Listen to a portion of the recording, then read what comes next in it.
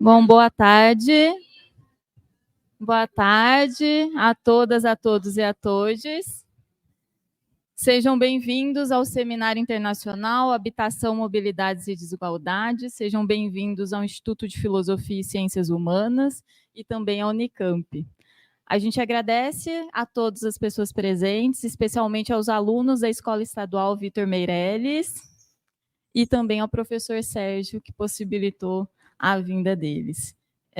Então, para dar início às nossas atividades, eu chamo para compor a mesa de abertura e de boas-vindas do evento a professora Josiane Cesaroli, professora do Departamento de História e coordenadora de extensão do IFISH Unicamp. Chamo também para compor a mesa a professora Ednelson Mariano Dota, do Departamento de Demografia, e o organizador do nosso evento. Então, sem mais delongas, professora Josiane. Obrigada, Tatiane. Boa tarde, ou boa noite, bom dia para quem vai ver a gente em algum lugar do tempo e espaço aí no YouTube mais tarde. Eu fico muito, muito feliz, duplamente feliz, que o Departamento de Demografia tem assumido a frente nos trabalhos de extensão aqui. Eu estou, como coordenadora de extensão, isso me deixa muito contente. E também da surpresa de reencontrar o Vitor Meirelles. Certamente esses jovens que estão aqui nunca me viram, mas há alguns anos, né, Sérgio, nós trabalhamos no PIBID, que não deixa de ser também uma atividade extensionista. Então, vi as camisetas do Vitor, deu saudade. Sejam bem-vindos, bem-vindas. Eu gostaria de, com isso, saudar a todos, começando pelo Departamento de Demografia. Para quem não sabe o que é extensão, como se a gente fosse chamar assim de coprodução, produção de conhecimento junto, de dentro e de fora da universidade. Então, vocês ainda não estão na universidade, estarão em breve, esperamos, e nesse momento vocês estão coproduzindo conhecimento aqui com os colegas da demografia.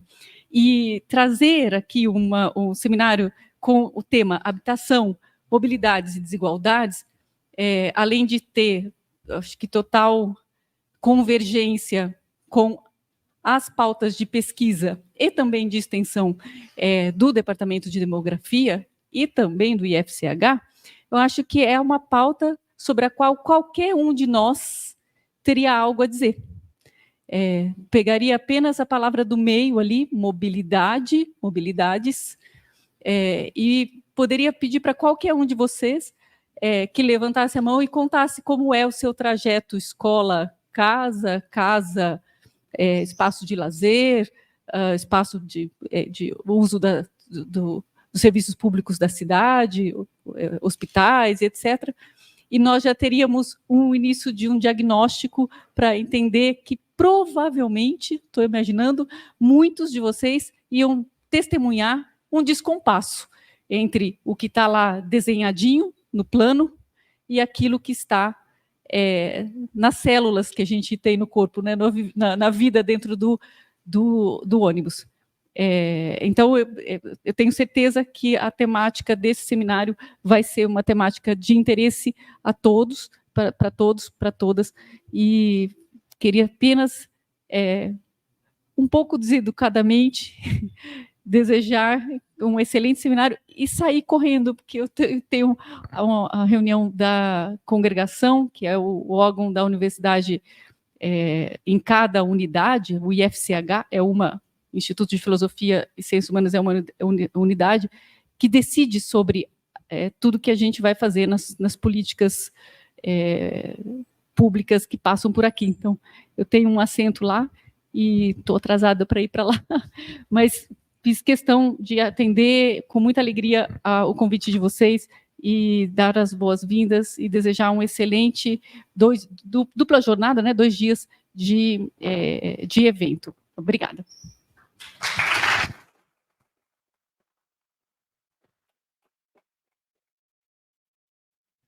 Boa tarde. Queria inicialmente cumprimentar aqui a professora Josiane, professora Tatiane. É um prazer, né, estar aqui dando início a esse evento.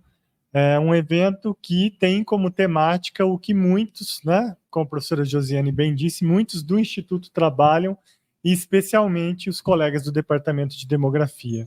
Então, convidamos vocês, né, em grande medida o público aqui são os alunos da Vitor Meirelles, essa parceria que o professor Sérgio, a quem nós agradecemos, né, topou, para pensar junto com a gente, para nos mostrar o que vocês estão pensando, para trazer as ideias de adolescentes, né, uma fase muito importante da vida e que tem ideias, perspectivas, visões de mundo que são fundamentais para a gente pensar no que é habitação, no que são as nossas cidades, no que é a questão, né, que está posta para nossas vidas hoje. Afinal, moramos em algum lugar, não necessariamente no mesmo lugar, e o lugar em que nós moramos faz diferença na forma como nós vivemos a cidade, na forma como nós usamos a cidade e, portanto, no cidadão que somos. É por isso, então, que a habitação, e sobretudo o lugar em que a habitação está, é tão relevante para a gente pensar o que é a nossa cidade, o que é a nossa vida na cidade. Então, né, queria agradecer o Instituto de Filosofia e Ciências Humanas, que nos abre essa porta, essa possibilidade de produzir esses debates aqui. Agradecer a professora Josiane pelo apoio, né, que é a coordenadora de extensão aqui do Instituto. Agradecer aos colegas da equipe técnica da Coordenadoria de Eventos, Extensão e Difusão, que está gravando a mesa, enfim, para depois a gente poder divulgar abertamente, amplamente, um debate tão relevante.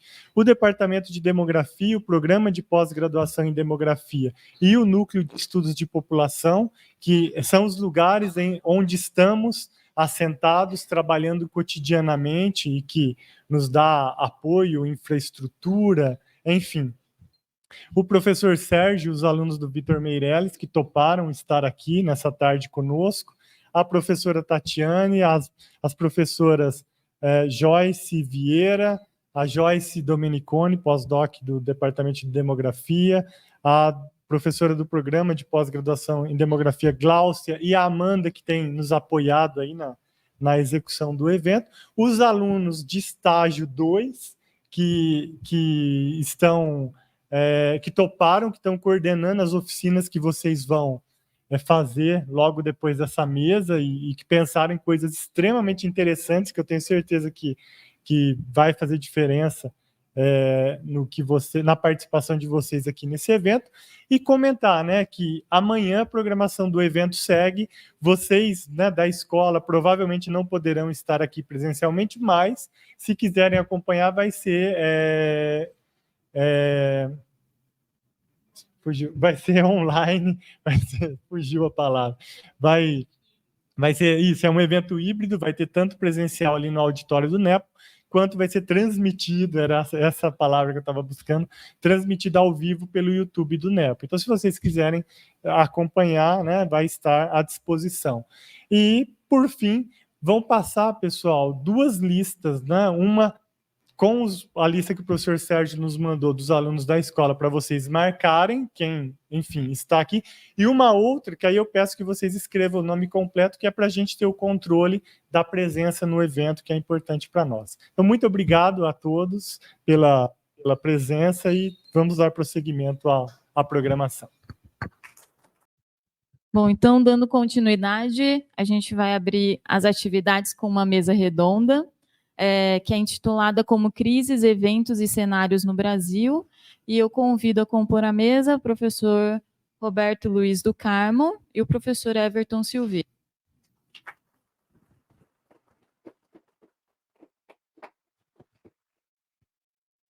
Então, o professor Roberto Luiz do Carmo, que vai iniciar com a sua palestra. Ele é formado em Ciências Sociais, mestre em Sociologia e doutor em Demografia aqui pela Unicamp, e ele é professor livre docente do Departamento de Demografia aqui do IFCH da Unicamp, e também é pesquisador do NEPO na Unicamp. Professor Everton Silveira, que vai falar logo em seguida. Ele é formado em Ciências Naturais e Matemática pela Faculdade Porto Alegrense, mestre em Letras pela Uniriter e doutor em Serviço Social pela PUC Rio Grande do Sul. E ele é professor e pesquisador da PUC Campinas aqui. da nossa cidade. Então, a gente vai ter 30 minutos de apresentação de cada um dos professores e depois a gente abre para a plateia para perguntas e curiosidades. Professor Roberto, obrigada. Obrigado, professora Tatiane. Sejam todas e todas muito bem-vindos aqui hoje. É um prazer receber os estudantes da Escola Vitor Meirelles aqui. Professor, para a gente falar um pouquinho hoje sobre uma questão que eu acho que é central nessa nossa vida de hoje, né? Que são as crises, os eventos e os cenários relacionados com as mudanças climáticas no Brasil. Então, essa apresentação que eu preparei, eu queria lembrar que esse evento ele vai de hoje, né? As etapas de hoje vão ficar guardadas no YouTube do Instituto de Filosofia e Ciências Humanas. Então, por favor, se inscrevam no YouTube do IFISH, tá? Para vocês poderem acessar e para vocês saberem também, conhecerem os eventos que a gente tem realizado aqui no IFCH. Só para vocês terem uma ideia, a gente tem por ano cerca de 200 eventos, né? Então, uma quantidade muito grande de conhecimento que está disponibilizado e que vocês podem acessar de maneira muito simples através do YouTube, tá? Então, eu vou começar falando um pouco sobre crises, né? A questão central nessa minha discussão de hoje, pensando crise associada aos fenômenos das mudanças climáticas, né? Então, a gente teve, no início desse ano, o lançamento desse relatório, que é o Estado do Clima Global, que foi lançado agora em março, né? Que é um relatório feito pela Organização Mundial de Meteorologia, né? E quais são as conclusões desse relatório, né? A primeira, 2023 foi o ano mais quente dentro do período de registro histórico das temperaturas no nível mundial, com cerca de 1,45 graus Celsius acima da média do período pré-industrial, né? Ou seja, depois que a gente começou o processo de industrialização, lá por volta de 1750 na Inglaterra, a gente vivenciou aí esse aumento na temperatura no nível mundial de quase 1,5 graus já, né? Em termos temporais, 250, 300 anos, né? Parece muito quando a gente pensa em termos individuais. Em termos de escala geológica, é um tempo curtíssimo, né? Então, acho que esse é um ponto importante para a gente ter em mente, tá? Outro aspecto é que as concentrações dos 3 principais gases de efeito estufa, né, dióxido de carbono, metano e óxido nitroso, alcançaram os maiores níveis já registrados, tá? Então, isso também é um aspecto importante, porque esses gases não são produzidos naturalmente, eles são resultado da ação humana. Então, esse aquecimento ele está muito associado à ação humana, tá? O dióxido de carbono, sim, no equilíbrio, né? Entre quando a gente pensa em termos biológicos, né? Mas o metano e o óxido nitroso não, tá? O aquecimento dos oceanos atingiu o maior nível nos últimos 65 anos, o nível do mar atingiu o ponto máximo já registrado. Então, essas são algumas informações aí que são ponto de partida para essa nossa discussão, que mostram que a gente está vivenciando um aquecimento global bastante intenso, né? Com um aumento ao longo aí, desses 150 anos, bastante significativo e contínuo da temperatura mundial, medida por várias instituições que fazem as medidas de temperatura, tá? Então, acho que essa é um outro aspecto. A gente tem várias instituições no planeta que fazem essa medição de temperatura e todas elas estão chegando a essa mesma conclusão. Isso é bem importante no campo científico, né? Ou seja, os vários tipos de medida estão mostrando que efetivamente há um aquecimento, tá? E isso é muito importante, né? A gente tem em mente. Por quê? A gente tem a notícia de ontem, né, fresquinha, que o Trump ganhou a eleição. Isso significa o quê? Né?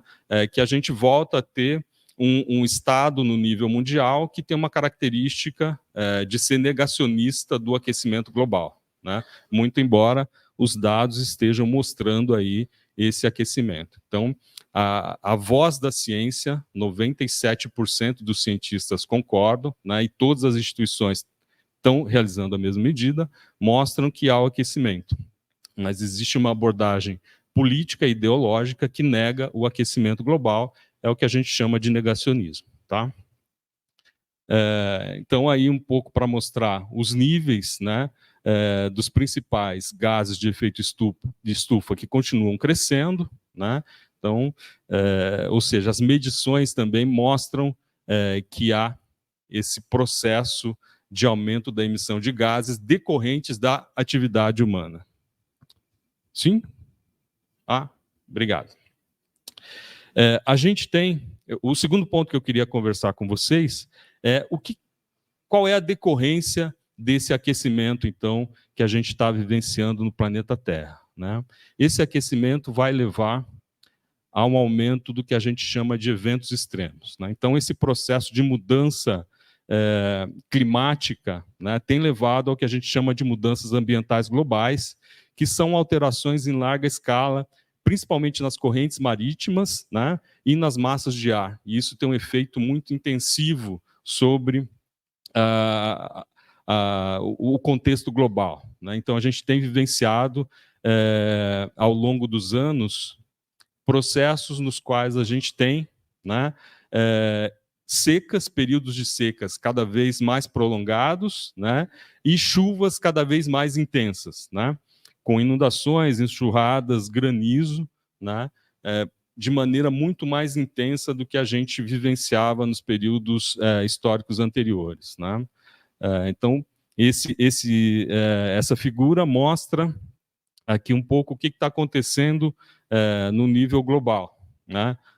Então, a gente pode observar aqui, quanto mais marrom, né, são os episódios de seca, que a gente tem episódios de seca em todo o planeta, praticamente, né, e quanto mais verde, maior as intensidades de chuva, né. O professor Everton vai contar um pouco sobre o Rio Grande do Sul e a gente pode identificar aqui, nessa figura, que já havia aí situações de precipitação bastante intensas na região sul do Brasil. Tá? Então, esse é um contexto diferente, né, do que a gente observava nos anos anteriores, porque são fenômenos que começam a ter uma recorrência muito grande e muito intensa. Então, a gente tem chuvas cada vez mais concentradas e chuvas cada vez mais intensas. Tá?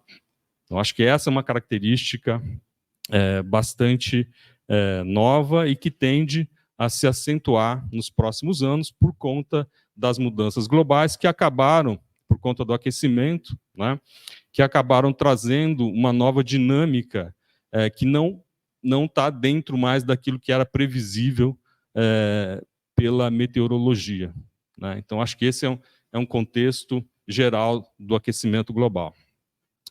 E no Brasil, né, o que acontece no Brasil? O Brasil, a gente viu, né, na figura anterior, que a gente tem aí episódios, né, de seca e episódios de chuva. A gente tem vivenciado em Campinas, né, não é preciso ir longe, a gente vivenciou ao longo aí dos últimos anos situações bastante preocupantes em termos de precipitação, por exemplo, né?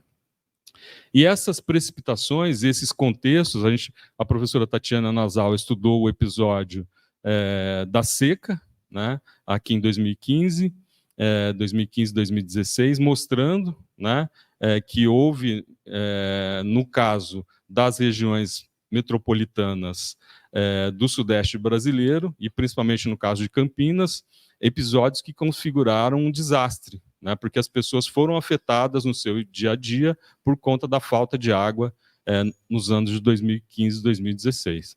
Só que esses episódios acabam entrando um pouco na nossa rotina e a gente vai perdendo essa memória da importância desses eventos. Então, acho que é fundamental que a gente sistematize esse conhecimento e faça uma reflexão sobre ele, além da nossa percepção individualizada, né?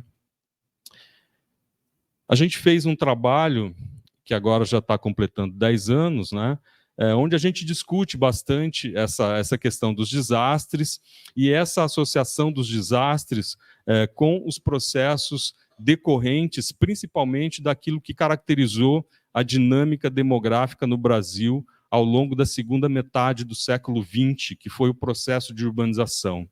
O Brasil passou por um processo muito intenso de urbanização, né? Vocês devem ter estudado em geografia que lá em 1950 a gente tinha 36% da população brasileira residindo nas áreas que eram definidas como áreas urbanas no Brasil. 36%. A gente chega agora, em 2020, 2022, com algo em torno de 85% das pessoas que moram no Brasil, essas pessoas moram em áreas urbanas, moram em áreas definidas como áreas urbanas, tá? Então, nesses 70 anos de história, a população das áreas urbanas, ou a urbanização no Brasil, teve aí um aumento de 142 milhões de pessoas, tá? O que dá uma dimensão do significado desse processo de urbanização para o Brasil. E nesse processo, né, o que acabou acontecendo? Um conjunto significativo da população não encontrou espaço adequado de habitação dentro das cidades. E são exatamente essas pessoas, as pessoas residentes em áreas que o IBGE define como setores censitários subnormais e que recentemente voltou à denominação de favela, né? Então, são essas áreas de favela que são exatamente as áreas mais vulneráveis aos riscos decorrentes das mudanças climáticas. E quais são esses riscos, né? Riscos de inundação, riscos de deslizamento de terra, tá? Que são riscos aí muito associados a esses fenômenos que a gente vem aí observando que tem aumentado em intensidade e em número de ocorrências, tá? Então, só para a gente ter uma ideia, né? A gente tem, em 1980, eu estou utilizando aqui os dados dos censos demográficos do Brasil, tá? Em 1980, a gente tinha 487 mil domicílios nas favelas brasileiras, esse número chega a 6 milhões e 500 mil estimados aí para 2022, segundo esse relatório aí do IBGE. Uma coisa bem importante, né? Eu acho que isso vale a pena vocês levarem para a vida de vocês. Vocês podem esquecer tudo que eu vou falar aqui hoje, mas eu acho que isso é importante vocês lembrarem. Qualquer dado, qualquer número que você tiver, a pergunta imediatamente sequente é: qual é a fonte desse número? Qual é a fonte desse dado? Tá? Isso é fundamental. Por quê? A partir da fonte, eu vou saber se aquele dado é confiável ou não, se é um dado fidedigno ou não. Tá? Então, a gente teve esse aumento bastante expressivo aí, dos domicílios em favelas, e a gente tem, em termos de números de pessoas, né, que residem aí nesses domicílios, esse número passando de 2 milhões e 200 mil para mais de 16 milhões em 2022. Então, vejam, aumentando o número de maneira muito expressiva da população que é mais exposta a esse risco. E essa população é a população também que acaba vivendo nas áreas com maior declividade. Então, a gente pode observar que esse dado está naquele livro que eu comentei com vocês, algumas transparências atrás. Dá para ver aí que as regiões metropolitanas, né, onde estão concentradas as favelas, a gente tem região metropolitana onde mais da metade dos domicílios de favela estão em áreas, por exemplo, de alta declividade, ou seja, estão muito expostas ao risco de deslizamento. As favelas, as populações mais vulneráveis, são as mais expostas aos riscos decorrentes das mudanças climáticas. Tá? A gente tem também um outro indicador que a gente trabalhou bastante com o dado do censo de 2010, aquele dado é o censo de 2010, esse também. O dado do censo de 2022 vai ser divulgado, a gente espera, agora na sexta-feira, tá? O dado sobre favelas vai ser divulgado pelo IBGE na sexta-feira, o dado referente ao censo de 2022. Então, o que a gente tem aqui é a informação sobre banheiros, né? E uma questão que fica é como é que pode a gente ter uma quantidade no Brasil, lá em 2010, né, de quase 300 mil domicílios urbanos sem banheiro. Né? O que significa esse contexto urbano onde as pessoas não têm banheiro? Né? Eu acho que isso mostra um pouco essa parte aí que também está relacionada à falta de infraestrutura. Bom, mas aí chega ao ponto que eu queria já começar a encaminhar para o final. Mas o que isso tudo tem a ver comigo, você deve estar perguntando aí. Né? O que isso tem a ver comigo? Pô, eu moro em Campinas. Campinas é uma das cidades mais desenvolvidas do Brasil. Um dos maiores índices de desenvolvimento humano. Concentração das empresas de tecnologia.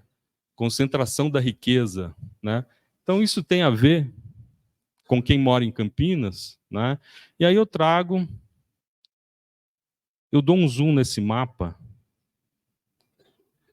e mostro aqui essa região para vocês. Alguém conhece aqui, identifica essa região? Olha aí. Estão de óculos? De óculos dá para ver.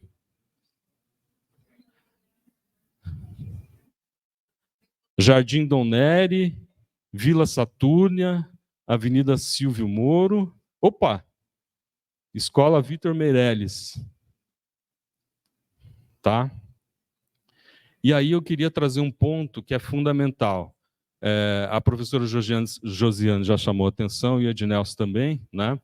Quando a gente fala em riscos, a gente associa muitos riscos aos domicílios, porque é muito mais evidente quando a gente tem um domicílio localizado numa região exposta a deslizamento ou numa região onde existe o risco de alagamento ou inundação. Né? Mas existem também os riscos associados aos deslocamentos. Né? E esses riscos, no caso de Campinas, são muito significativos, são muito importantes. Tá? Tem até um estudante que está fazendo um mestrado aqui com a gente na demografia, que está estudando exatamente como o transporte acaba se configurando como um risco grande para os residentes em Campinas nesse contexto das mudanças climáticas. Tá? Por quê? Vocês devem passar, ou devem ter passado, por essa região cheia de árvores aqui, essa linha bacana, bonita aqui. O que é isso aqui? O que é essa linha aqui? Alguém sabe? Pode falar sem vergonha. Sem receio. O que tem ali? Oi? Quem está falando? Corredor de ônibus. Além disso, ali tem um lugar fundamental para a cidade, que é o córrego Pissarrão. O que aconteceu no Pissarrão algumas semanas atrás? Vocês devem saber disso, vocês devem ter visto nos jornais, né, um acidente terrível. Né? Uma jovem, um pouco da idade de vocês, acabou sendo carregada pela correnteza aqui. Né? Numa dessas chuvas que a gente teve depois desse período aí de seca intensa.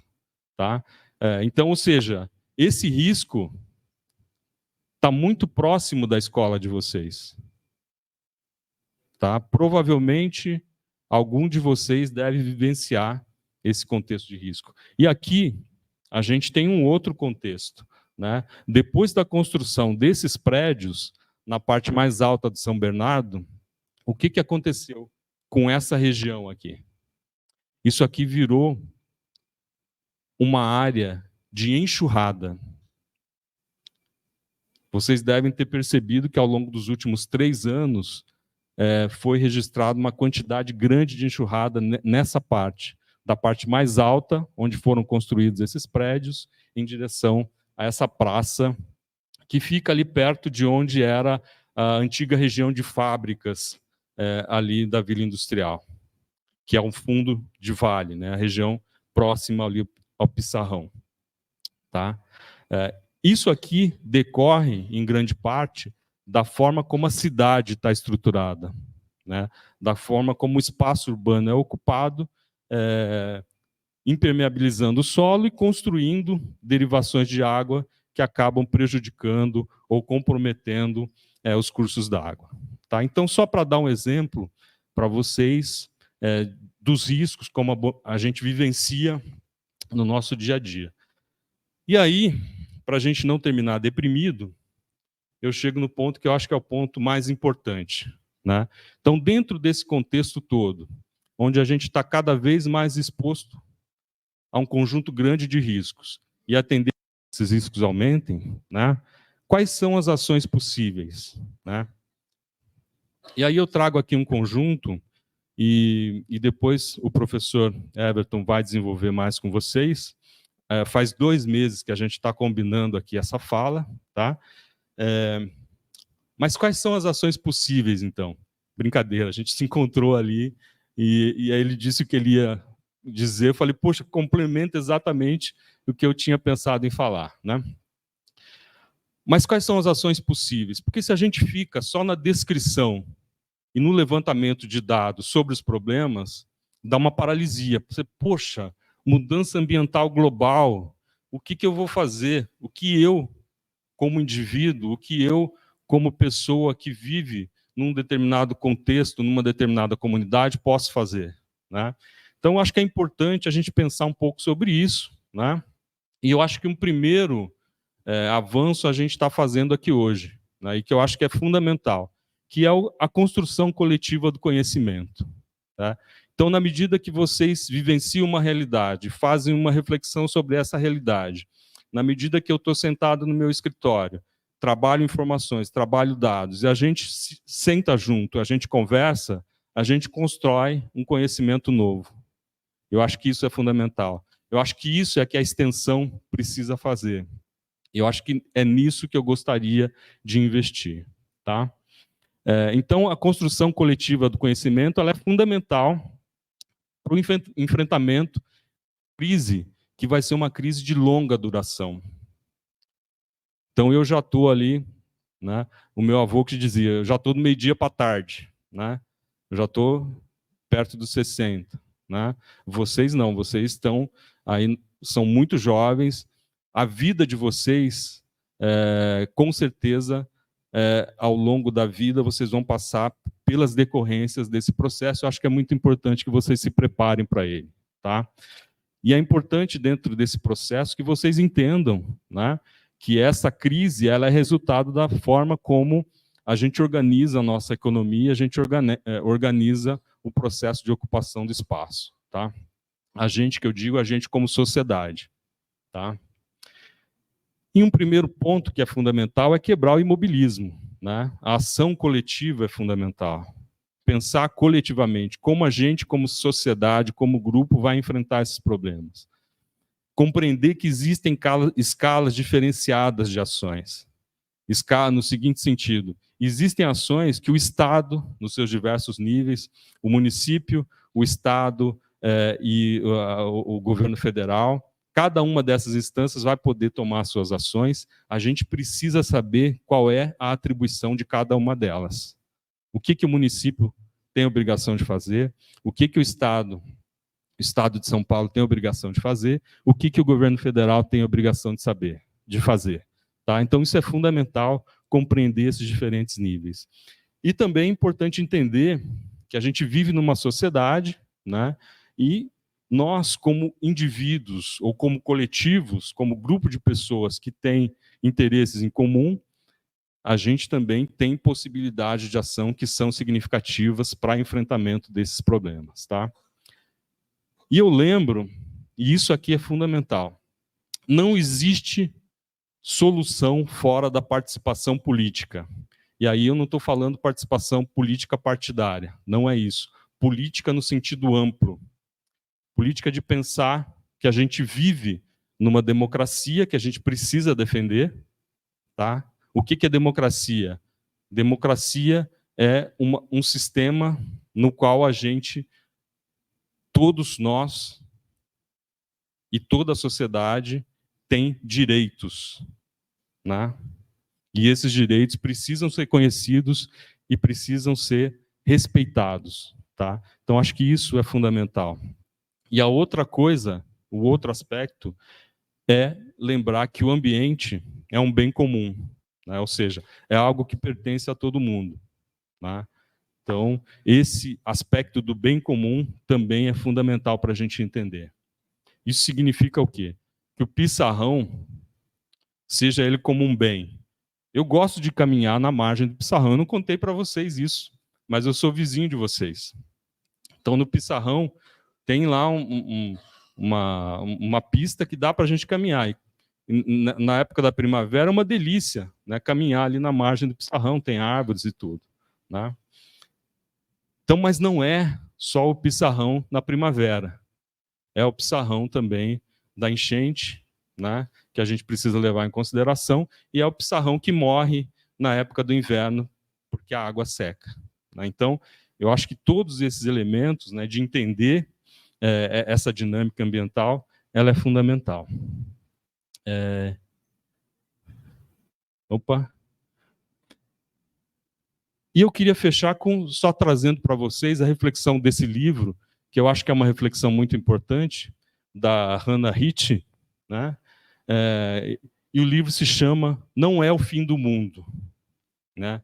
Porque às vezes também a gente entra nessa discussão das mudanças climáticas, das mudanças ambientais globais, e fica parecendo que é o fim do mundo, que a gente não vai ter nenhuma possibilidade de resistência como sociedade, né? E o que a Hannah Hitch está trazendo, na verdade, é uma outra perspectiva, né? Ela está dizendo que, mesmo com todas as dificuldades, né, que a gente enfrenta hoje, os indicadores socioeconômicos da sociedade, quando a gente pensa na sociedade mundial, são os melhores da história humana. A gente, como sociedade humana, conseguiu, por exemplo, diminuir muito a mortalidade infantil. Logicamente que a gente tem diferenças regionais importantes, tá? Mas um conjunto significativo de indicadores a gente conseguiu avançar, tá? E essa percepção, esse conhecimento é importante para a gente quebrar o imobilismo e virar um pouco a chave, né? Então, ao invés de pensar que a gente está vivenciando o fim do mundo, seria muito mais interessante a gente imaginar que, com o conhecimento que a gente tem hoje, com as possibilidades de organização social e tecnológica, a gente pode pensar esse nosso momento histórico, né? A geração de vocês, principalmente, como a primeira geração que vai conseguir efetivamente construir o desenvolvimento sustentável, né? E é isso que eu acho que é a mensagem mais interessante desse livro. E o que é o desenvolvimento sustentável, né? É pensar que o uso dos recursos ambientais significa em ter uma solidariedade com as gerações futuras, ou seja, a gente vai utilizar os recursos sem comprometer as gerações futuras, a possibilidade de existência das gerações futuras, e, principalmente, vai também trabalhar para a diminuição das desigualdades sociais que existem nesse momento presente, tá? Então, ela usa bastante os dados do Hans Rosling. Depois, se vocês tiverem um tempinho, vocês entrem lá, procurem e vejam como ele trabalha as estatísticas para ter uma outra dimensão sobre o significado e o sentido dos indicadores sociais hoje, tá? Então, vale a pena. Aí estão algumas referências, essa apresentação vai ficar com vocês depois, tá? Se alguém quiser utilizar, fica à vontade. A gente tem aí algumas referências bibliográficas. De novo, é fundamental para a geração do conhecimento. De onde a informação? De onde vem a informação? Qual é a fonte? Com que autor você está dialogando? Tá? Hoje, infelizmente, ou felizmente, a gente tem as redes sociais, né? E a gente tem grandes especialistas de Instagram, né? Que a pessoa, enfim, gera um conhecimento ali sem nenhuma base, sem nenhum tipo de construção científica. Então, acho que é muito importante, hoje mais do que nunca, mostrar quais são as nossas fontes. A gente precisa dialogar em cima de conceitos, em cima de ideias, lastreadas em evidências, tá? Todos os textos que eu falei aqui, grande parte deles estão aí disponíveis nas minhas redes sociais. Não esperavam essa. E o que eu queria chamar a atenção é que a gente tem associações científicas, tá? Que vale a pena também vocês conhecerem. Cada uma dessas associações científicas também tem lá os seus grupos de trabalho sobre ambiente. Tá? Então, desde a Associação Brasileira de Estudos Populacionais, a Associação Nacional de Pós-Graduação em Pesquisa em Ambiente e Sociedade, a Associação Latino-Americana de População e Population and Environment Research Network. Lembrando que hoje não tem vocês, principalmente vocês, não têm mais a barreira do idioma. Tá? O YouTube traduz tudo. Tá? E qualquer PDF, com um clique, você transforma ele de inglês para português. Então, a gente não tem, vocês principalmente, não tem mais essa limitação. Tá bom? Eram essas as ideias que eu queria trazer para vocês, e a gente pode continuar conversando na sequência. Muito obrigado pela atenção.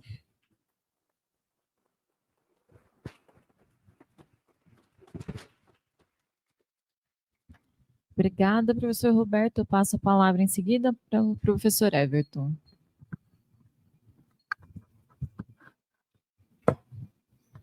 Então, boa tarde a todos e a todas. Uma alegria estar aqui com vocês.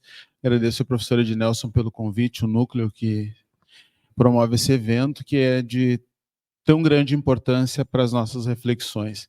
Eu quero dizer para vocês que é uma alegria estar aqui por dois motivos. Um, pelo tema, porque eu acho que é um tema que dialoga muito com aquilo que eu tenho discutido, estudado, vivenciado ao longo da minha trajetória profissional, e também por estar falando com juventudes, que é um dos principais grupos, né, que eu tenho me especializado em procurar formas de dialogar.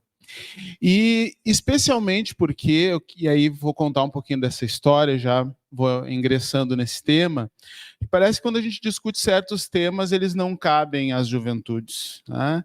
E a gente, quando começa a conversar com as juventudes, a gente começa a compreender, a partir da visão dessas juventudes, que todos os temas lhes cabem.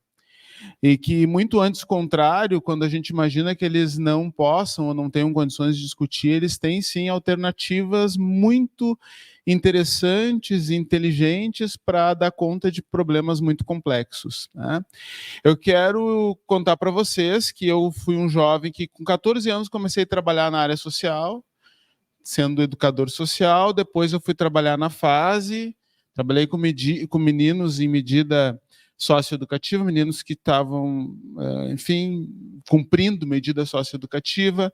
Trabalhei com jovens em situação de rua, trabalho ainda, né? Trabalhei com jovens em proteção do Estado, porque não têm famílias, né? Trabalho com jovens que são autores de atos infracionais, que trabalham na perspectiva da justiça restaurativa. Enfim, tenho trabalhado com muitos grupos de juventudes. Jovens atores, jovens músicos, jovens artistas, né? E falo isso porque a gente percebe que nas juventudes existe uma capacidade de se refazer, uma capacidade de resistir, uma capacidade de se organizar que é muito própria da juventude. Quando o professor fala que, de fato, a gente está num momento que a gente está começando a dependurar as chuteiras, né?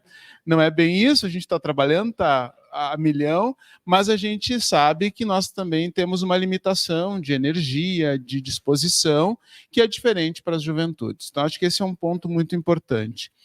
E quando a gente fala sobre esse tema das crises, né, e dos eventos e do nosso cenário brasileiro, e a gente vê este cenário do jeito que ele se apresenta aí do ponto de vista ambiental, que o senhor também nos traz, é importante que a gente perceba que nós temos aí uma casa, né?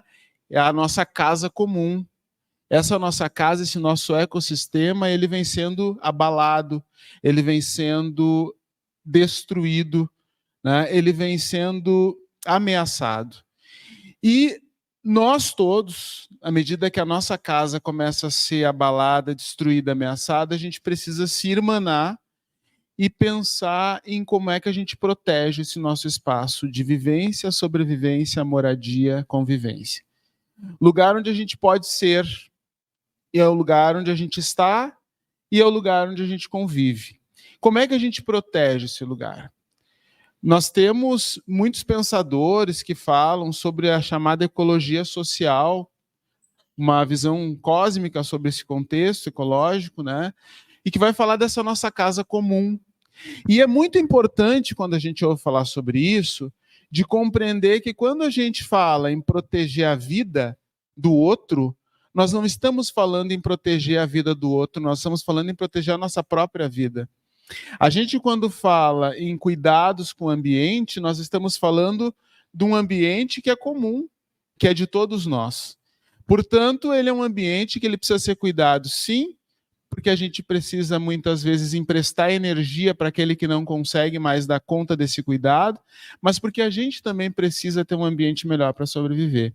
Nós temos trabalhado aqui, eu sou da PUC Campinas, trabalhado com o fenômeno da situação de rua, de pessoas que vivem em situação de rua.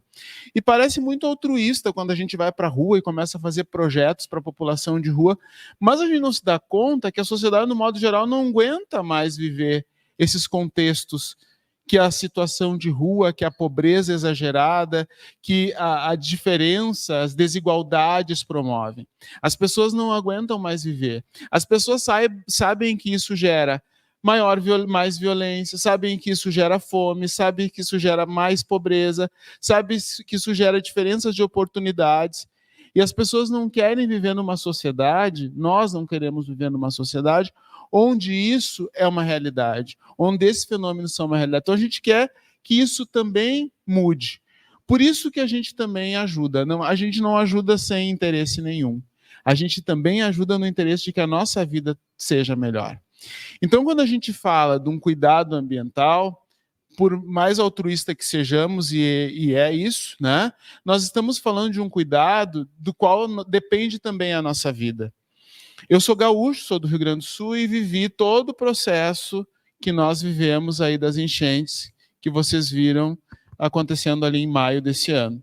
Enchentes essas que no Sul se reprisaram pela terceira vez num intervalo de mais ou menos 6 meses. Algumas regiões, como a região do Vale do Taquari, foi uma região que foi afetada por enchentes 3 vezes seguidas. Estava contando para o professor Roberto que as pessoas não tinham ainda limpado a casa da última enchente, quando as águas invadiram a casa novamente, o rio subiu 29 metros acima do seu nível. Nós tivemos 2 cidades que foram arrastadas, foram devastadas, né? Elas não existem mais no Rio Grande do Sul. Elas tiveram que mudar de região porque elas ficavam à margem dos rios e elas foram lavadas pelo rio, e a parte mais alta da cidade ficava nas encostas, e as encostas também foram afetadas pelo encharcamento do solo. Então, corria-se o risco de próximos desses locais haver deslizamentos e perto dos rios as enchentes. Então, esses lugares tiveram que ser abandonados. E aí a gente fica pensando, e essas pessoas fazem o que da vida agora? O que vai ser feito com essas famílias? O que essas famílias vão fazer para sobreviver? Nessas famílias nós temos crianças, adolescentes, muitos idosos, porque nós estamos falando aí de muitas cidades do interior, que vivem muito da cultura, né, da agricultura, vivem muito da agricultura familiar, muitas dessas famílias, e aí, de repente, do dia para a noite, elas ficam sem absolutamente nada. Né? Houve casos no Rio Grande do Sul que, por exemplo, o provedor da família, o pai, enfim, ou a mãe, a pessoa que tinha condições de trabalho e trazia a sobrevivência da família, foi trabalhar na parte da manhã e durante o dia teve enchente e não conseguiu mais voltar para casa.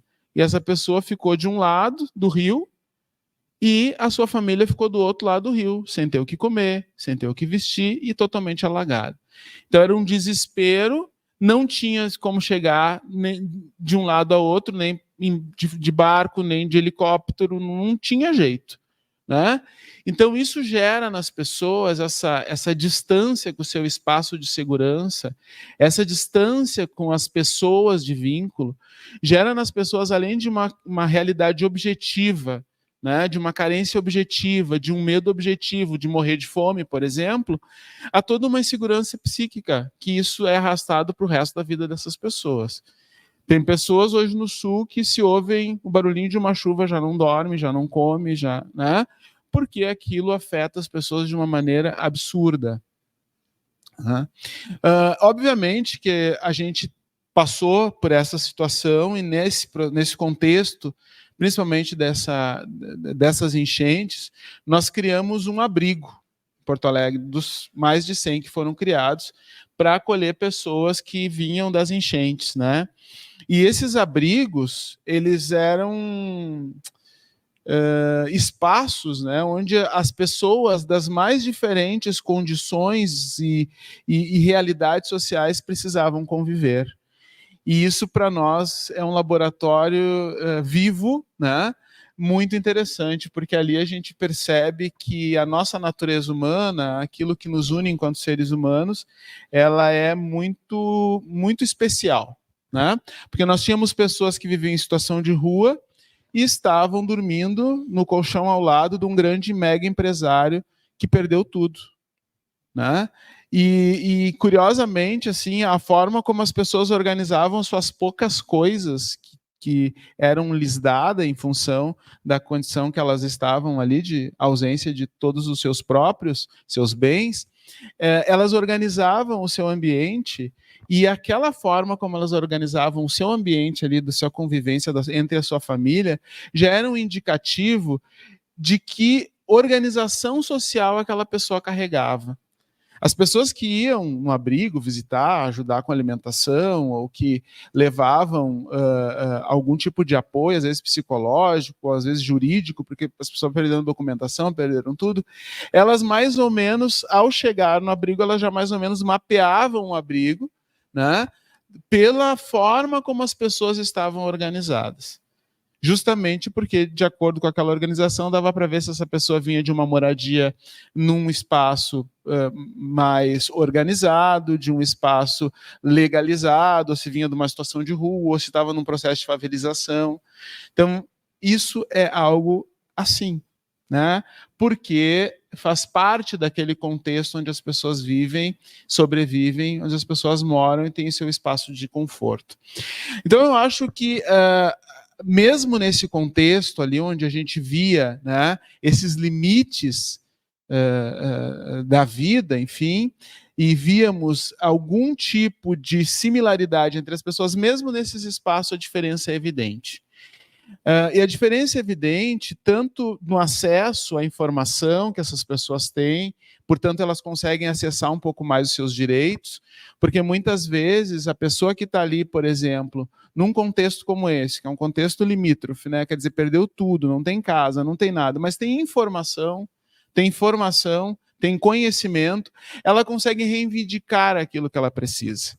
Ela consegue dizer qual é o documento que lhe está faltando, ela consegue dizer se ela tem uma conta no banco, ela consegue dizer quem que ela pode acessar numa necessidade, ao passo de que aquela pessoa que está ao lado dela numa mesma condição circunstancial não consegue sequer articular as palavras para reivindicar um direito que é seu. Então, as diferenças, elas são evidentes mesmo nessa miséria humana, né? E por isso que eu acho interessante a gente poder olhar também essas crises, né, que a gente vive, as crises climáticas, como também nós vivemos a crise na época da pandemia, como a crise ela nos afeta de forma diferente. Tanto enquanto grupo etários, quanto grupos sociais, né? Ela nos é diferente, quanto grupo econômico, ela nos é muito diferente. Quando a gente fala, por exemplo, de crise, como é que a pandemia afetou as juventudes? E as pessoas falam muito sobre como que a pandemia afetou as juventudes. Na época da pandemia, eu estava fazendo a minha pesquisa no doutorado sobre juventudes. E a pesquisa era justamente sobre quais eram os impactos que esta pandemia gerou nessas juventudes. E eu tive que mudar o tema da minha tese, porque quando eu comecei a conversar com jovens de periferia, não parecia que eu estava falando com os mesmos jovens que eu via falando na televisão. Porque os jovens da periferia, eles não se entendiam como impactados pela pandemia, como aqueles outros que eu via na televisão pareciam estar impactados. Eles estavam, sim, sendo impactados, mas de uma outra maneira. Eles estavam, por exemplo, impactados pelo fato de que eles estavam trabalhando muito mais, e a gente ouvia dizer que as pessoas tinham parado de trabalhar, que não podiam acessar os espaços de trabalho. Os nossos jovens da periferia estavam trabalhando mais. Estavam sofrendo mais risco, porque jovem com 14, 15 anos estava dirigindo moto para entregar comida. Né? Os jovens não tinham acesso à escola quando a gente estava ouvindo que as escolas públicas estavam oferecendo acesso remoto para os alunos estudarem. Os jovens da periferia que eu conhecia não tinham acesso a esses recursos remotos.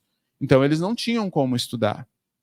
Eles não tinham como se cuidar da pandemia. Não havia como se cuidar. Eles não tinham os recursos para garantir a sua individuação. Moram em casas com um grupo grande de pessoas dentro de casa, com poucos cômodos a casa, né? Então, eles não tinham como se individualizar, eles não tinham como ter o álcool, o gel, todos aqueles equipamentos de proteção individual. Eles não tinham como, então, se proteger dessa pandemia.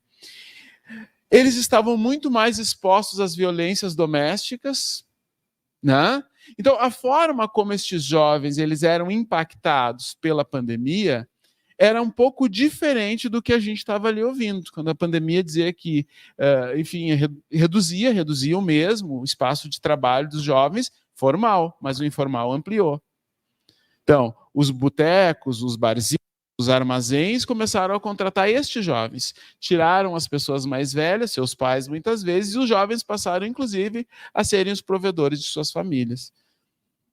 Então, esta realidade, ela é uma realidade que ela impacta de uma maneira muito específica este grupo que são as juventudes. Por outro lado, estes jovens, essas juventudes, elas demonstram uma capacidade muito grande de resistir a esses processos de crise, de resistir a esses processos que se amplificam quando nós estamos diante de uma catástrofe, diante de algo como o que nós estamos vivendo atualmente. As juventudes se organizam, eles procuram seus pares, eles procuram seus iguais, eles criam suas redes de sobrevivência. As juventudes criam alternativas de sobrevivência e as juventudes têm uma capacidade muito grande, apesar de, em algum momento, a gente senti-los muito indiferentes à realidade, em algum momento eles se tornam os pais de seus pais. E nesta realidade específica que a gente viveu da pandemia, eu vi muitas dessas situações. Claro que eu estou falando de um grupo de jovens com os quais eu estava convivendo naquele período. Não posso falar em nome de todas as juventudes, porque são muitas as juventudes, né? Estou falando de algumas das juventudes com as quais eu convivi. Então, eu acho que as crises, elas impactam a vida das pessoas de uma maneira muito específica, né? E a gente tem que ter muito cuidado quando a gente fala de impacto sobre a vida das pessoas. Primeiro, porque a gente não sabe que vida as pessoas levam, portanto, esses impactos eles vão ser específicos de acordo com a situação de vida que aquelas pessoas têm, né? As suas condições de vida, inclusive.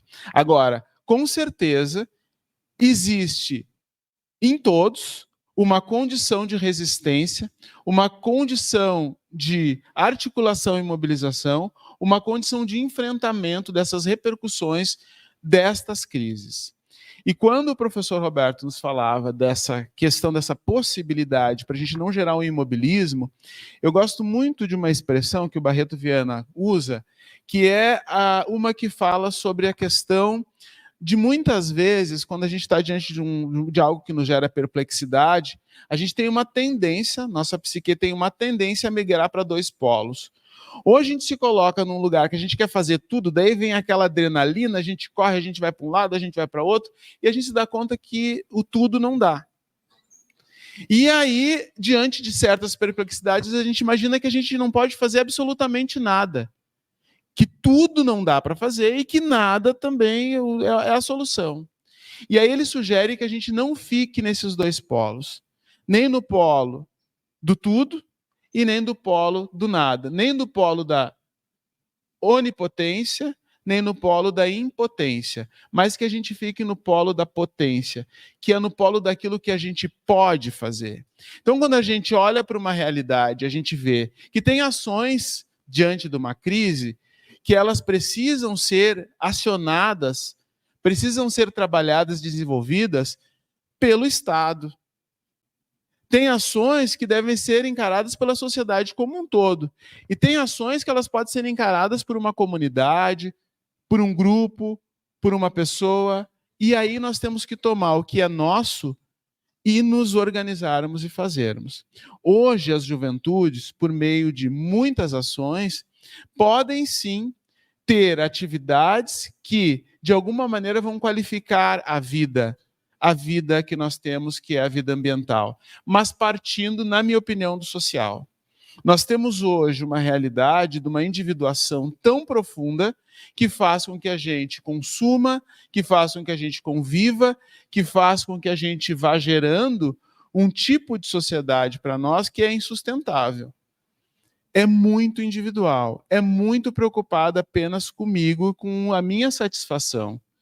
E isso, esta forma de conviver, essa forma de vivência, ela vai gerando repercussões que têm impactos na minha forma de convivência com o meu todo social, com o meu ambiente, com a minha família e com tudo que está ao meu redor. Então, isso também, de alguma forma, sim, está num escopo muito maior, numa perspectiva muito maior, tem interesses econômicos por trás de tudo isso, interesses políticos.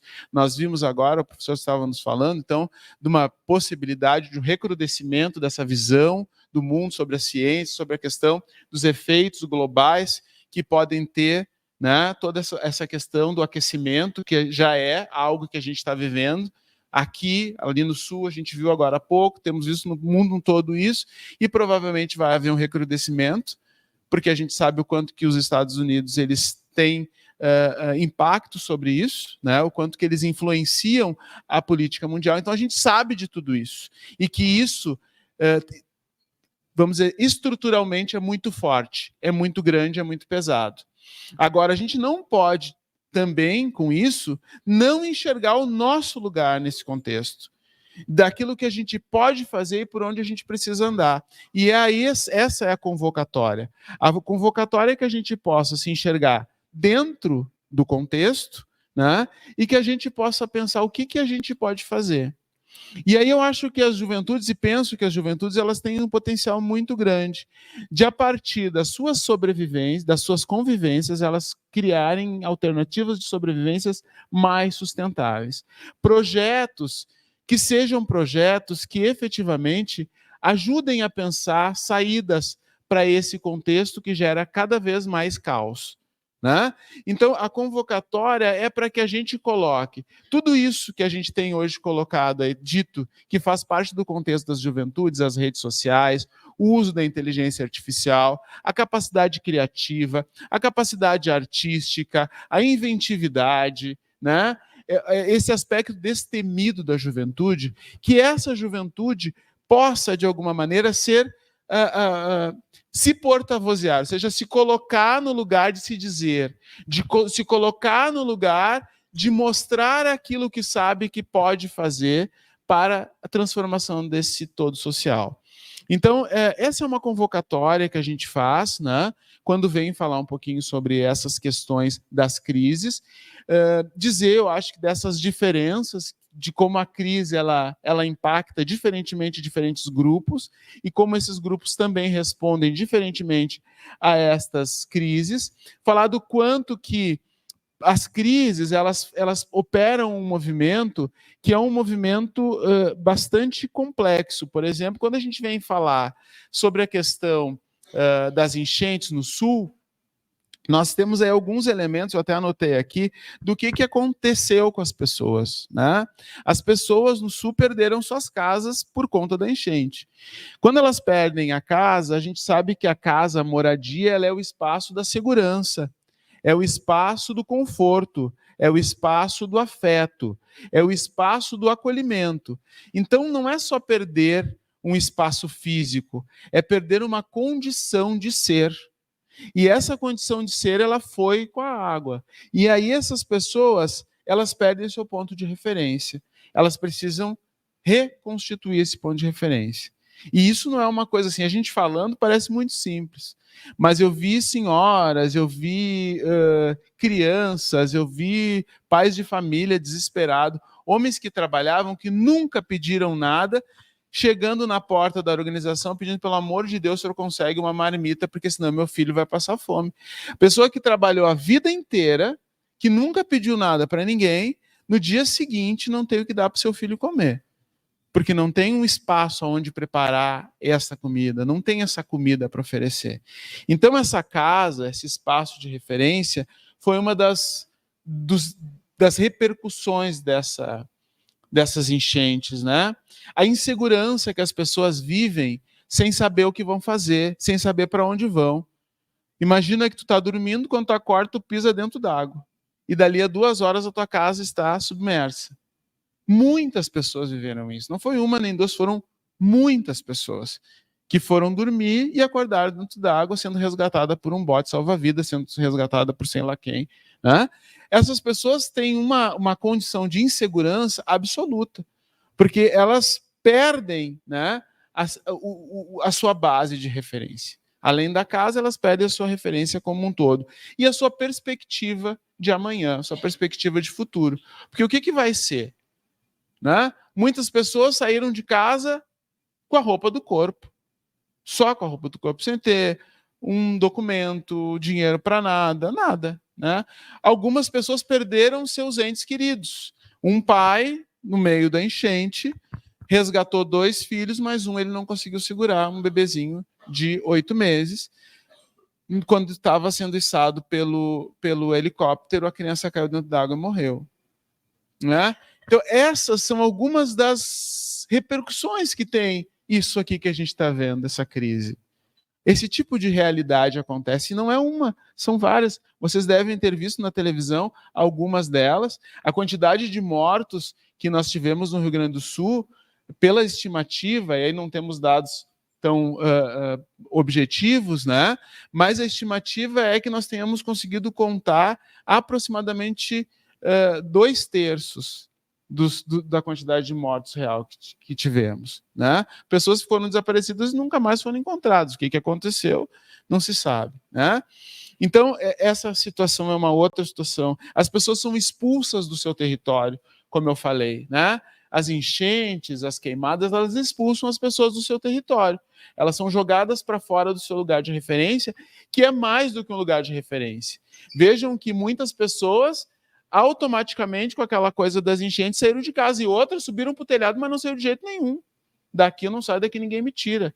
Teve pessoas, senhores, senhoras mais velhos, que tiveram que ser arrancados de dentro de casa com a polícia ou com o corpo de bombeiros, porque não queriam sair, viviam a vida toda dentro daquele espaço. Era o seu lugar, era o único lugar. Se é para sair daqui, eu quero morrer. Né? Tem pessoas que tinham uma vinculação apenas com o seu bichinho de estimação. Como é que eu vou sair de casa e vou deixar meu bichinho de estimação? Não queriam sair. Então, essa é uma outra questão. Né? A questão da economia. As regiões que foram afetadas pelas enchentes, tirando Porto Alegre, que é a capital e que foi muito afetada, a grande maioria das outras regiões são regiões que vivem dessa cultura, da agricultura, da pecuária. São pessoas que foram afetadas e que não têm uma base financeira para se colocar de novo num processo de produção. Se não tiver o apoio do Estado, por meio do Estado mesmo ou da federação, elas não têm como criar um dispositivo de sobrevivência por meio do seu trabalho. Então, a perspectiva de sobrevivência por meio do seu trabalho na geração de renda, ela fica sendo algo completamente obscuro. Né? A mobilidade urbana aí vai acontecendo de um jeito nocivo. As pessoas são obrigadas a mudar de lugar, porque aquele lugar onde elas estavam é um lugar que não dá mais conta de prover a segurança e os mínimos necessários para a sua sobrevivência. Então, elas são obrigadas a ir para um outro espaço. Né? Então, essas questões, elas agravam muito, né? As crises e essas questões climáticas que se colocam, elas agravam muito a questões que já são da realidade das pessoas que vivem numa condição mais periferizada. Quando a gente vai para uma favela, quando a gente, por exemplo, dizer para você, nós tivemos duas situações em Porto Alegre muito claras. Nós tínhamos, de um lado do Rio Guaíba, as pessoas que moravam nas ilhas, pessoas pobres, pescadores, e do outro lado, grandes empresários morando em Ipanema. Eu não preciso dizer para vocês que as oportunidades para aquelas pessoas que moravam à beira ali da margem do rio, que viviam da pesca, e das outras de se reorganizarem e refazerem as suas vidas são muito diferentes. Né? Então, o impacto que tem as crises sobre esses dois grupos sociais, ele é muito diferente. Portanto, o Estado, inclusive, deveria tratá-los de forma muito diferente, o que também não faz. Então, a nossa estratégia diante de tudo isso é, de fato, a gente poder contar com a capacidade, que eu acredito ser gigantesca, do estudo, da ciência, das juventudes, para criar alternativas de outras sobrevivências, de outras formas de vivência, que impactem de uma maneira positiva, contrária a todas essas crises que são geradas pelas negligências. Muito obrigado.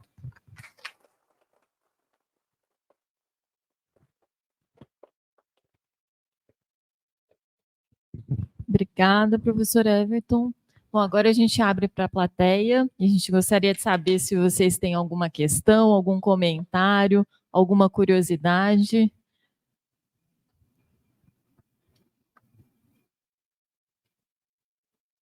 No fundo, Joyce, você pega o microfone aqui, por favor. Se você puder falar seu nome, depois você pergunta. Quem quer erguer a mão? Perdão. Desculpa, eu te digo.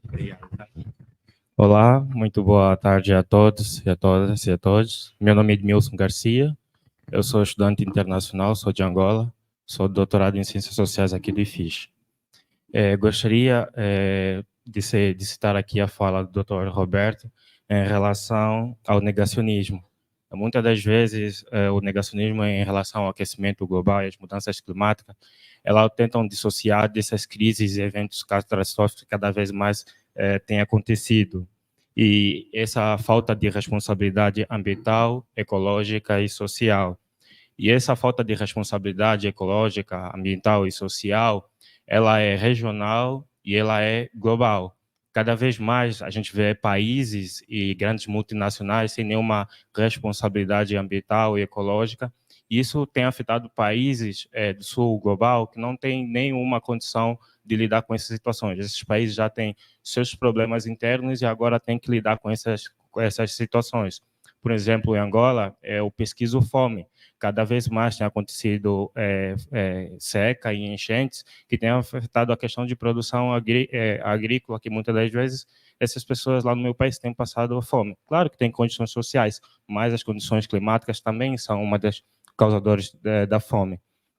É nesse sentido que eu acho muito louvável esse evento, que fomenta a questão da descolonização do saber, e cada vez mais essa questão, a gente vai ter mais responsabilidade em relação às mudanças climáticas, em vez de a gente ficar no negacionismo. Obrigado.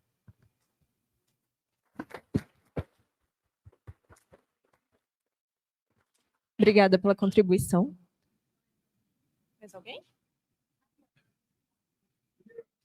Primeiro ela.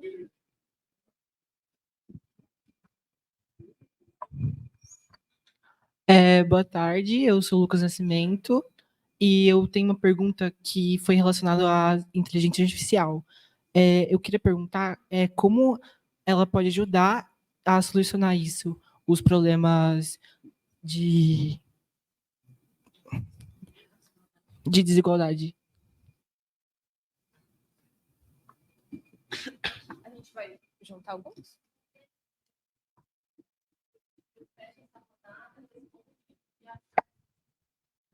Boa tarde. Meu nome é Jadson Porto, sou professor da Universidade Federal do Amapá. Estou fazendo uma atividade de pesquisa sob a supervisão do professor Roberto do Carmo. Eu vou dialogar um pouco com o professor da PUC, desculpe, Everton. O senhor mostrou um pouco o lado do sul, eu vou mostrar um pouquinho do nosso lado da Amazônia, e aí nós teremos uma discussão entre a Oiapoque Chuí dentro desse contexto. Eu cheguei recentemente do Amazonas, lá de Manaus, não sei se vocês estão acompanhando nos jornais a questão da seca que ocorre lá em Manaus. Nós temos um autor chamado Leandro Tocantins, que ele escreveu um livro intitulado O Rio Comanda a Vida. E para nós da Amazônia, o Rio Amazonas é que comanda a vida para nós, porque é pelo Rio Amazonas que nós circulamos de um lado para o outro. Tá? Então, da mesma forma como o rio comanda a vida, as rodovias que passam por lá a intensificam. Né?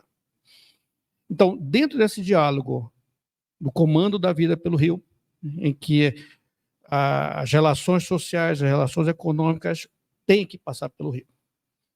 E agora vocês estão vendo a questão da seca na região.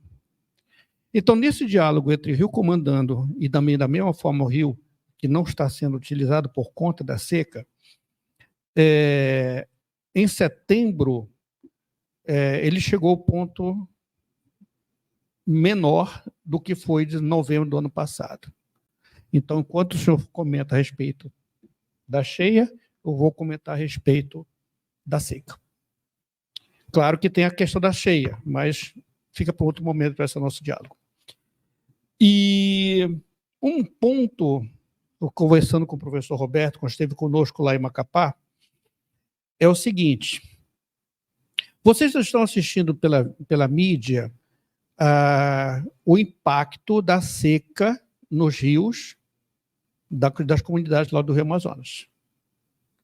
O que vocês não estão vendo nos jornais, esse é o ponto que eu queria dialogar com o senhor. Existe aquilo que é divulgado pelos jornais e aquilo que não é divulgado pelos jornais. O senhor mostrou uma série desses que não foi mostrado pelos jornais. Isso é porreta. E como nós dissemos lá no Marajó, isso é pai d'égua. Gente, o que não é mostrado na mídia é que a produção de alimentos que chegam pelo rio não chega na cidade. O que isso implica dizer? Implica dizer que se não chega comida na cidade, daqui a pouco vai ter estoque residencial. Da mesma forma como houve destruição por conta da água, aqui você está tendo a destruição por conta da seca, como também você não tem um consumo porque não chega no mercado final. Então, quando não é divulgado isso pela mídia, é isso que eu gostaria que vocês da Escola Vitor Meirelles ficassem atentos. Assistam os jornais dos diversas vertentes para que vocês possam ter noção das leituras que tem os editais. Quando você tem um edital, que são a mesma coisa para todos os jornais, tem gato na tuba. Vocês estão sendo direcionados. Então, para finalizar, o diálogo que eu gostaria de ter com o professor. De um lado, eu tenho a destruição da seca, do outro, a destruição da chuva. De um lado, tem a crise climática, o professor Roberto comenta, por conta dessas diferenças regionais de climas, nós da Amazônia Equatorial, vocês são completamente diferentes da nossa. Os rios voadores que chegam até aqui, vocês que vêm de lá. Tá? Enfim, se nós vamos discutir mudanças climáticas a partir desse olhar em que uma região úmida está sendo afetada pela seca, e, por outro lado, uma outra região úmida está sendo cada vez mais úmida. E vocês estão exatamente no encontro dessas duas massas de ar. É aqui que vocês estão vendo isso tudo. Se vocês olharem para o céu e ver uma nuvem estilo rabo de galo, é uma frente fria que está chegando. dentro de 12, 3 dias chega uma chuva, que são frontais. Aqui é que tem esse encontro dessas duas massas entre a seca e a umidade. Obrigado.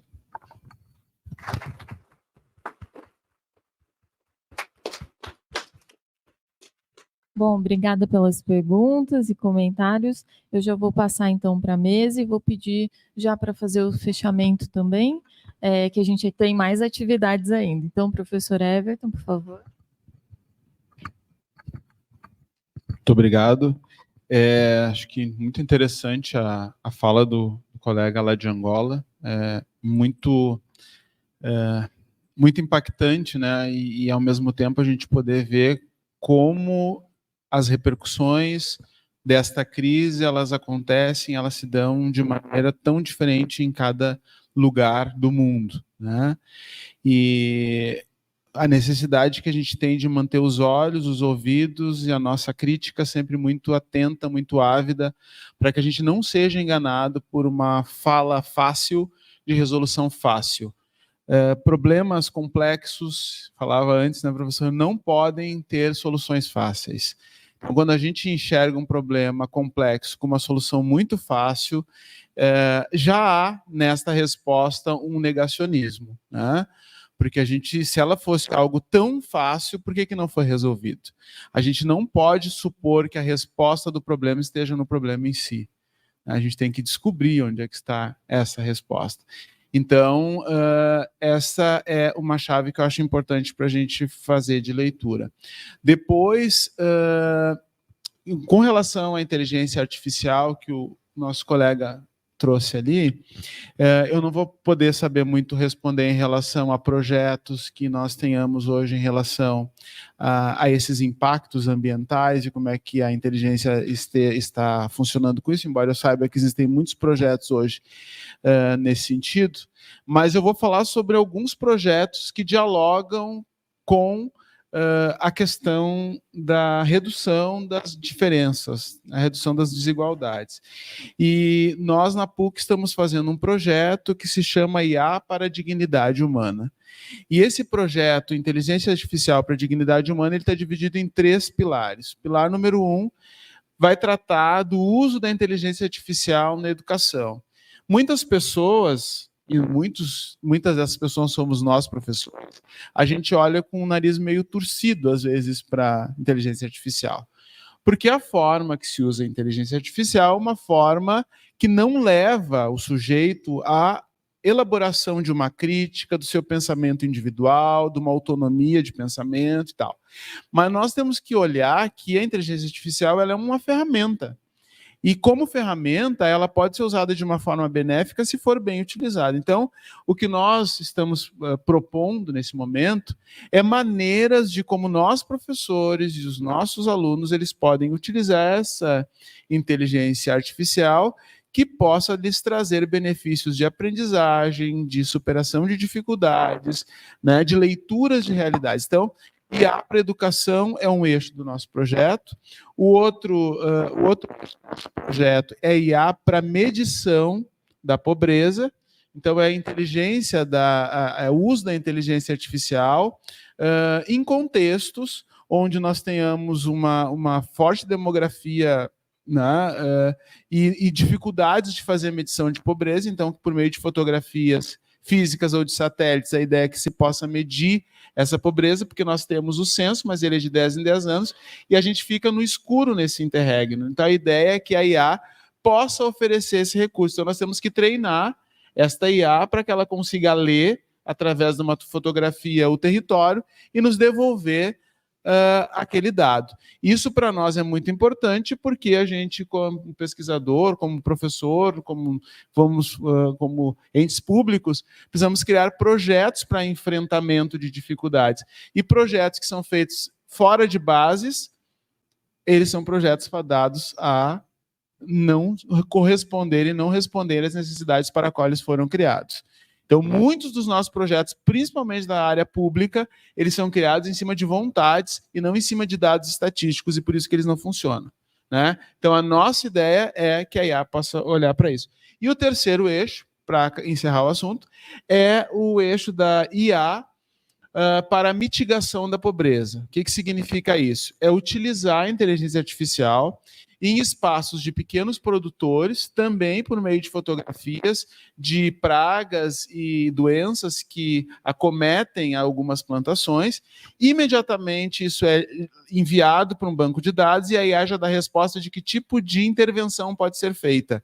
Com isso, o agricultor ele não precisa nem usar o incremento agrícola, ele pode manualmente resolver o seu problema e resolver uma situação que daqui a pouco ia fazer com que ele perdesse toda a sua plantação.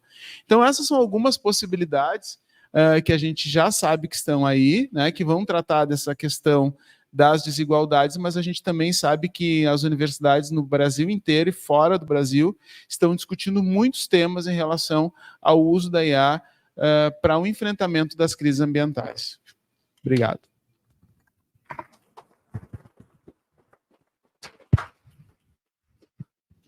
Bom, antes de fechar, eu queria só agradecer o Ednelson, professora Tatiane e todos os organizadores do evento. Eu acho que a gente teve aqui um começo bom de trabalhos com vários pontos que foram levantados. E tentar colocar aí algumas ideias para as perguntas excelentes que foram colocadas, observações. Edmilson, a questão da responsabilização acho que é fundamental, né? Porque, na verdade, a gente tem que entender que, historicamente, o processo que levou à configuração do aquecimento global, ele teve participação diferenciada dos países do norte e do sul, né? Então, tem um livro do professor Jorge Martini, que é uma coletânea de textos que se chama População, Meio Ambiente e Desenvolvimento. Logo na introdução, o professor Jorge Martini já colocava nesse livro, que é um livro que tem 30 anos, né, já mais de 30 anos, colocava exatamente isso, chamava atenção para esse ponto, né? As contribuições são muito diferenciadas.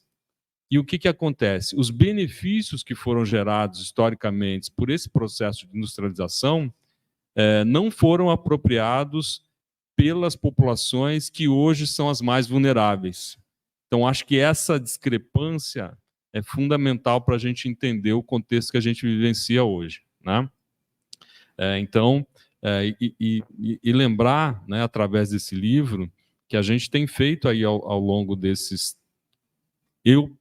30 anos, mas essa discussão no campo da demografia já tem 42 anos, pelo menos, que é o tempo de existência do NEPO, onde o professor Daniel Hogan começou a realizar essas discussões, né? Então, nesse período, a questão ambiental, ela, de certa forma, avançou muito pouco em termos da organização social para enfrentamento, né, dos problemas ambientais, né? E por isso, eu acho que em grande parte a gente vivencia hoje os problemas climáticos, né? Sobre a inteligência artificial, eu queria fazer só um comentário, né, que a inteligência artificial ela depende muito das perguntas, né, que são formuladas. Então, o mais importante dentro desse contexto todo é que tipo de pergunta a gente vai formular para ser respondido pela inteligência artificial. Mais do que nunca, saber formular a pergunta é fundamental. O que a gente está pensando? O que a gente quer perguntar e como a gente quer entender e direcionar as respostas? Eu acho que isso vai ser fundamental daqui para frente, né? E para o Jadson, só uma observação que eu queria fazer é que o Brasil é muito heterogêneo em termos ambientais.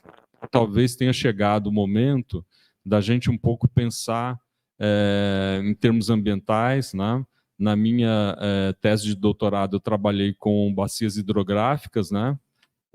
Que é uma possibilidade de abordagem da informação, mas a gente tem uma outra dinâmica ambiental que é muito característica do Brasil, que são os biomas, né?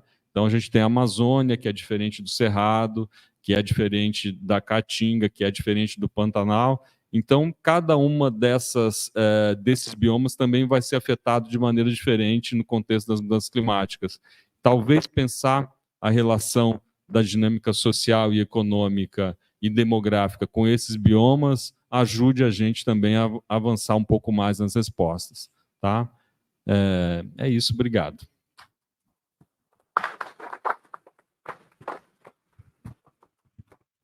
Bom, obrigada, professor Roberto, professor Everton.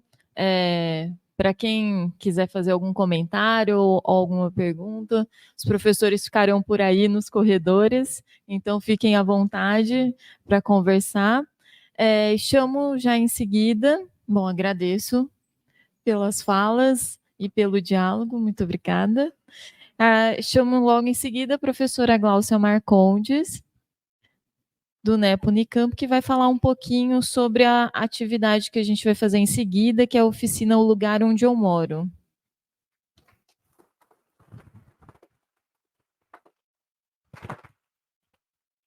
Nossa, eu preciso falar nisso aqui. Boa tarde a todos e todas. É um prazer recebê-los aqui no nosso auditório. E a proposta do seminário envolvia a participação de vocês. Como o professor Roberto falou no início da exposição dele, parte desse seminário, por ser extensão, o que a gente chama de extensão, é poder contar com uma colaboração de ideias, uma troca de ideias sobre os conhecimentos de vocês, os nossos conhecimentos e como é que esses dois conhecimentos podem discutir, eles podem conversar para a criação de outras ideias, para a elaboração de perguntas, para a criação de novos conhecimentos. Então, aqui a gente tem uma proposta de realização de uma dinâmica, mais ou menos de uma duração de 50 minutos, onde vocês vão ser divididos em quatro grupos.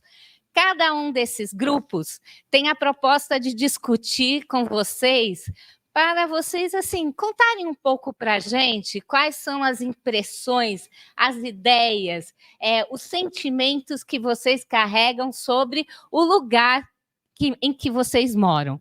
Então, são várias propostas de dinâmica, nós somos 4 grupos, em que a gente vai provocar vocês ao que vocês possam falar para a gente, contar um pouco para a gente como é que é o espaço em que vocês estão, o espaço do bairro, o que tem, as pessoas, os lugares, até mesmo as fofocas. A gente gosta muito de fofoca de bairro. Então, assim, a gente... Porque também é uma forma de sabermos como é que se vive nessa cidade. Então, aqui a gente vai ter a mocinha ali, a Amanda, que está ali na porta. Vai ser o seguinte... ela vai ter papeizinhos na mão indicando qual que é o grupo que cada um de vocês vai estar, tá? É aleatório ali. E aí tem a mesinha de lanches ali. Então, assim, tem que passar por ali para ganhar o lanche e para receber o papelzinho do grupo em que vocês estão, tá? Quantos grupos a gente vai ter aqui? Tem 2 salas. A gente vai. Então, 2 no grupo, 2 na sala 5 e 2 na sala 7. Então, no andar de cima, vocês vão ter a oportunidade de conhecer mais o nosso prédio de salas de aula, né? Quem sabe não vai ser onde vocês vão frequentar futuramente, né? Então, na sala 5 vão ter 2 grupos e na sala 7 mais 2 grupos. Eu chamo, né, para conduzir esses grupos, além da pessoa que está aqui falando, nós temos, né, gentilmente a participação de colegas, né, que são graduandos aqui da casa, que são alunos de estágio supervisionado, que, né, ajudaram, né, criaram as ideias das dinâmicas que vocês vão participar agora. Então, eu chamo os alunos que vão conduzir essas dinâmicas a estar aqui na frente e se apresentarem também e em qual dos grupos que vocês vão estar, para eles já saberem mais ou menos a quem que eles têm que procurar. Palmas para eles, gente. Ó, eles gastaram várias aulas pensando nas dinâmicas. Então, vamos começar por aqui. Só se apresentem e falem qual é o grupo que vocês vão estar conduzindo.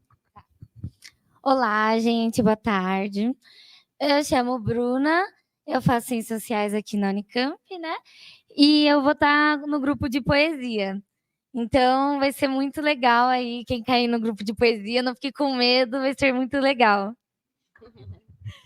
Oi, meu nome é Estela, eu faço aqui no IFISH, faço sociais, ciências sociais, e eu estou no grupo do mapa afetivo. Oi, boa tarde, eu sou a Letícia, eu também curso ciências sociais aqui no IFISH, e eu também estou no grupo de mapa afetivo junto com a Estela. Oi, eu sou o Renan. Fui meio perto, né? Calma aí. Eu tô no grupo de desenho, uma vibe bem descontraída. E é isso, das sociais também. Boa tarde, pessoal. Prazer, meu nome é Guilherme. Também estou no grupo de desenho junto com o Renan e vai ser um prazer receber vocês lá. Boa tarde, gente. Eu sou a Maria Fernanda. Eu também sou das sociais e também estou no grupo de desenho junto com o Renan e com o Guilherme. Boa tarde, gente. Eu sou a Larissa, eu faço Ciências Sociais também. Eu estou no grupo do Renan, do Guilherme, da Maria Fernanda. No grupo de desenho vai ser uma dinâmica muito legal e espero que vocês gostem. Olá, tudo bem, pessoal? Eu sou a Franciele. Nós três integramos o grupo Lugares, Criar e Colar. A nossa ideia na oficina é trabalhar com colagem, desenho e muitas outras coisas. Então, a gente gostaria muito de compartilhar esse momento com vocês. E é isso, então eu vou deixar o pessoal também que compõe esse grupo e que vai estar junto conduzindo a atividade. Espero que vocês gostem. Oi, pessoal, boa tarde. Eu sou o Danilo, sou do grupo Criar e Lugares e Colar. Eu faço estágio no Vitor também, estou conhecendo alguns rostinhos aqui. E é isso. Estou com 2 microfones. Eu vou deixar um. Não vai cair, não. Oi, gente, eu sou a Ana Paula, também faço Ciências Sociais, também estou nesse mesmo grupo de colagem. E acho que daqui a pouco, né? Vai já todo mundo subir. Então tá bom. A gente se vê lá na sala.